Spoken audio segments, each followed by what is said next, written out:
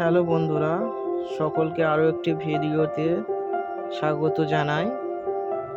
এটা হচ্ছে আমাদের ধান বানানো মেশিন, মা কালী রাইস মিল।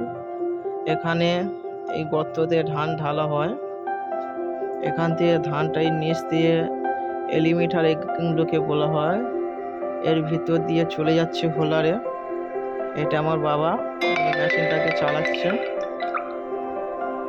এখান দিয়ে চালগুলো নিচ দিয়ে চলে যাবে, আবার আর একটা এলিমিটার দিয়ে উপরে ওই যে স্টকারে, বড় স্টকারটায় গিয়ে চাল পড়ছে। ওখান থেকে আবার লাভবে নিচে দু প্রেশার, এখান থেকে আবার উঠবে, এই যে ছোট স্টকারে আসবে, এখানেই এসে ফাইনাল চালটা পড়বে ওয়েট করে। পেছন দিয়ে ধানের তুষগুলা টেনে নিচ্ছে। এখান থেকে এটাকে কুলার বলা হয়, হাওয়ার প্রেসারে টেনে ঘরের উপর থেকে পাঠাচ্ছে। এটা 40 হর্স পাওয়ার মোটর। এগুলা চালানোর তারে কিছু সিস্টেম।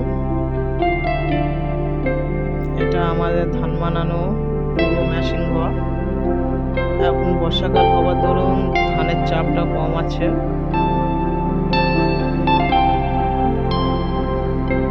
আগের থেকে মানুষের কষ্ট এখন প্রচুর কমে গিয়েছে। সব মানুষের হাতে করতে হতো। ধানের তুষগুলো ঘরের উপর দিয়ে এই সাইক্লোনের মাধ্যমে এখানে আসছে। এটা চাল্লা মেশিন। এখানে তুষ মোড়ক আলাদা হয়ে যাচ্ছে।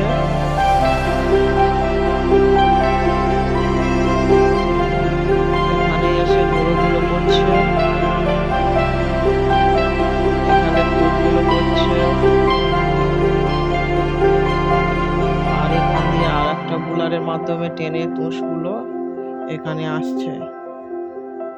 এই হলো আমাদের ফাইনাল মেশিন ঘর। ভিডিওটা এখানেই শেষ করলাম।